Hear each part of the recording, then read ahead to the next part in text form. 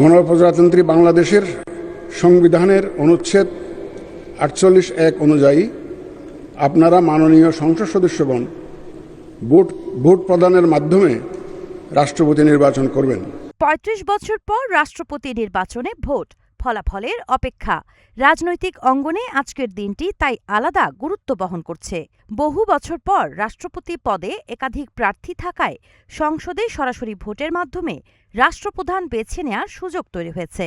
শেষ পর্যন্ত কার হাতে উঠছে দেশের সর্বোচ্চ সাংবিধানিক পদ, এখন অপেক্ষা সেই ঘোষণার। বৃহস্পতিবার ২০ আগস্ট দুপুর ২টা থেকে বিকেল ৫টা পর্যন্ত জাতীয় সংসদ কক্ষে চলে ২৩তম রাষ্ট্রপতি নির্বাচনের ভোট গ্রহণ।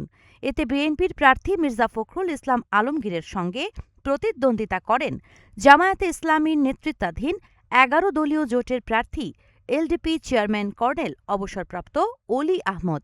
ত্রয়োদশ সংসদের ৩৪৯ সদস্য এই ভোটে অংশ নেয়ার যোগ্য ছিলেন। সংবিধানের ৭০ অনুচ্ছেদ অনুযায়ী দলীয় সিদ্ধান্তের বাইরে ভোট দিলে সদস্যপদ হারানোর বিধান রয়েছে। অসুস্থতার কারণে ভোট দিতে পারেননি মির্জা আব্বাস। ভোট গণনা শেষে সংসদ ভবনেই ফল ঘোষণা করবেন সিইসি এম নাসির উদ্দিন। পরে গেজেট প্রকাশের পর ২১ আগস্ট বঙ্গভবনে শপথ নেয়ার কথা নতুন রাষ্ট্রপতির। সর্বশেষ ১৯৯১ সালে রাষ্ট্রপতি পদে প্রতিদ্বন্দ্বিতাপূর্ণ নির্বাচন হয়েছিল। এরপরই এবারই ৩৫ বছর পর আবার ভোটের মুখ দেখল এই পদ।